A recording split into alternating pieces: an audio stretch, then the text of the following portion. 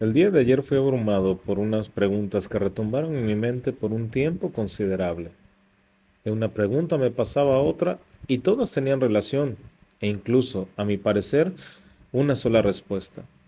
Pero sentía que debía buscar la opinión de alguien más, no para estar seguro, sino para comprender que el abanico de las posibilidades siempre es tan amplio como lo es la misma creación de Dios. Dicen por ahí que en esencia todos fuimos creados iguales. Yo diría que fuimos creados de la misma manera, pero en esencia y al mismo tiempo fuimos concebidos diferentes. Pero ese, mi amado, es otro tema. Las preguntas en cuestión parten de una sola interrogante. ¿Puede un rey reinar sin corona? De ahí en más se derivaron otras dudas que, insisto, daban paso al mismo asunto. ¿Puede un pastor serlo sin un rebaño? ¿Es necesario un reino para que un rey pueda considerarse como tal? ¿O en su defecto que un pastor esté al frente de una congregación para fungir como tal? En ambos casos, podríamos suponer que la respuesta podría ser sí. En lo personal no diría que podría, sino que debería ser sí. Pero bueno, cada quien tendrá su opinión y como siempre, seremos no solo respetuosos, sino atentos a los que cada uno puede opinar. Para no alargar mucho más el asunto, las referencias más evidentes que por supuesto aparecen en la Biblia son Saúl y David, ambos escogidos, ambos ungidos por el mismo Dios, por el mismo profeta, pero ambos con un origen diferente, con experiencias propias, con similitudes, pero también con enormes y muy marcadas diferencias. Me gustaría que por los próximos minutos me pusiera mucha atención para que podamos aterrizar y entender lo que el Espíritu Santo de Dios quiere que todos recibamos en este instante. En Saúl vemos un hombre forjado bajo la instrucción de un padre terrenal, temeroso de las tradiciones y costumbres de su pueblo, pero ajeno a la presencia y a la voluntad del Dios que lo había escogido. Posteriormente vemos a un rey escogido, ungido, que cumple no con los mandatos de Dios, pero sí con las exigencias del pueblo al que debería dirigir, sobre el cual debería reinar. Por otro lado, vemos a un joven que se mantiene en un camino de continuo aprendizaje, sujeto también a tradiciones, incluso obediente, pero cuyo anhelo diario es la presencia y el cuidado de un Dios al que no ve, pero al que puede sentir, un Dios que sin mover un solo dedo le ha cuidado, un espíritu que no le habla, pero que sí le dirige y que eventualmente lo unge e instituye como un rey sin que porte una corona, la cual estaba sobre Saúl, sobre un pueblo que ni siquiera había notado su presencia porque tenían su mirada puesta en el rey en turno. ¿Ya estamos entendiendo? Espero que sí. La corona no hace el rey, ni el pueblo, por más numeroso o poderoso que sea, produce sabiduría o juicio en quien lo gobierna. Es decir, hay algo, o debería haber algo especial, esencial, para que un rey pueda trascender más allá de un mero nombramiento. Incluso hoy en día se nos presentan reyes, príncipes, duques y cuanto título podamos imaginar, pero que no dejan de ser un mero nombramiento, una apariencia que les genera riqueza pero no poder, un lugar pero no posición, que acapara miradas e incluso oídos, pero cuyas declaraciones no cambian la vida de ninguna persona y mucho menos la de una nación. Son meramente una figura pública, como un artista que puede tener en cualquier instante 15 minutos de fama y después simplemente nada. Pero volvamos por un momento a Saúl y David. Un mismo tiempo, un mismo pueblo, un mismo Dios, es más, un mismo profeta, pero con realidades muy dispares. Saúl reina, es cierto, Dios mismo lo escoge y lo levanta de la nada a el lugar de mayor posición en la tierra, pero muy, muy por debajo del trono celestial. Pero note usted esto. Hay un momento clave que no podemos pasar por alto.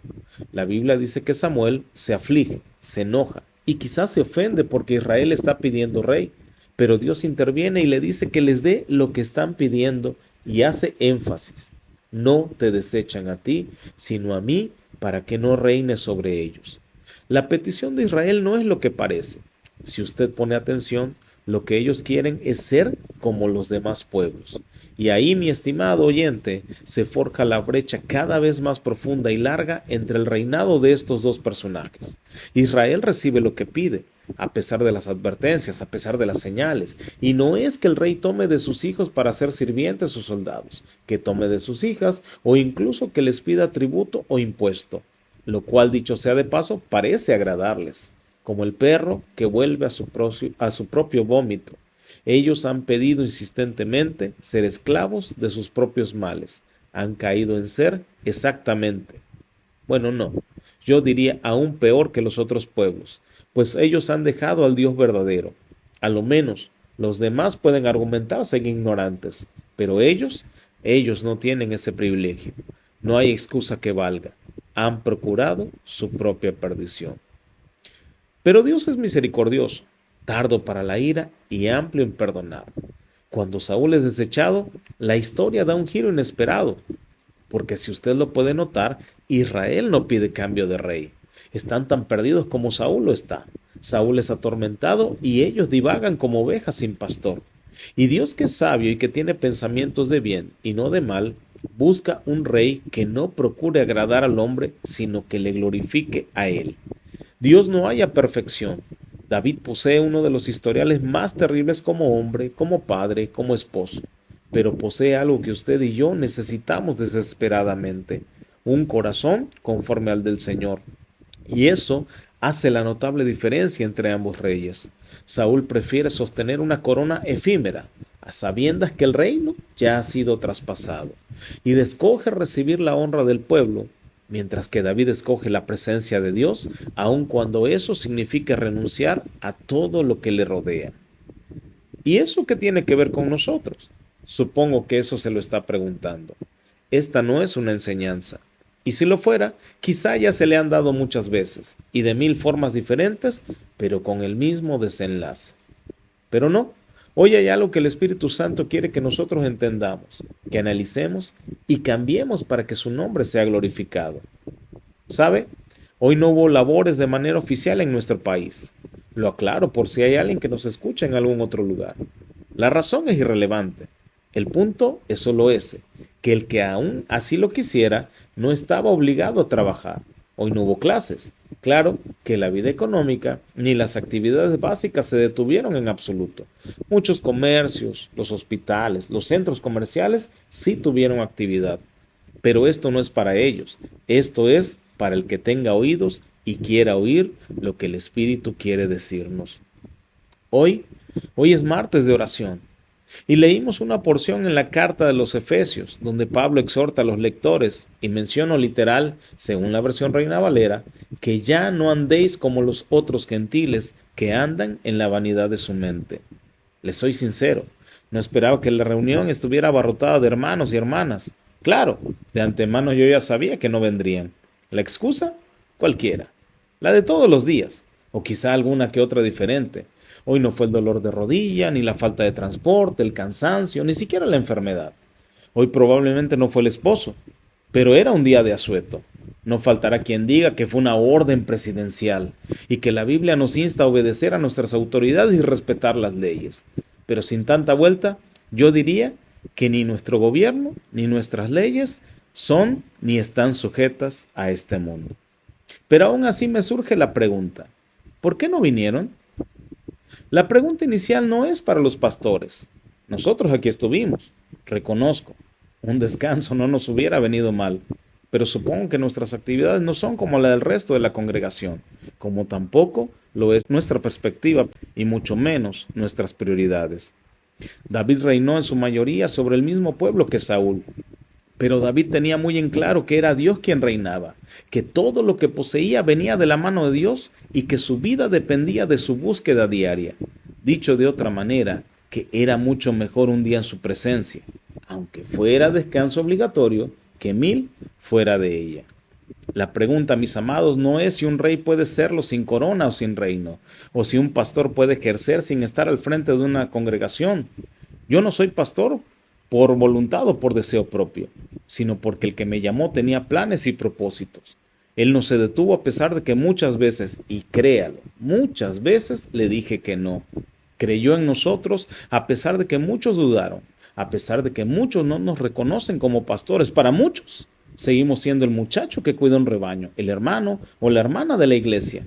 Pero esto no es porque portemos o no una corona, o porque nos reconozca o no un concilio, o incluso la misma congregación, sino porque respetamos y valoramos la unción inmerecida que Él nos ha confiado y la gracia que ha derramado para cumplir sus propósitos en este lugar. La pregunta es para usted y se la hago con todo respeto y amor, porque el Padre dice la palabra, al que ama, corrige. ¿Puede usted considerarse hijo si en realidad no tiene padre? No se confunda. Un padre puede serlo sin que haya podido concebir un hijo propio. Hay gente que adopta. Es más, en el mundo dicen que padre no es el que engendra, sino el que cría. Pero ¿cómo podría ser uno hijo si no ha salido del Padre? Jesús lo deja claro y manifiesto. El Padre es en mí y yo soy en el Padre.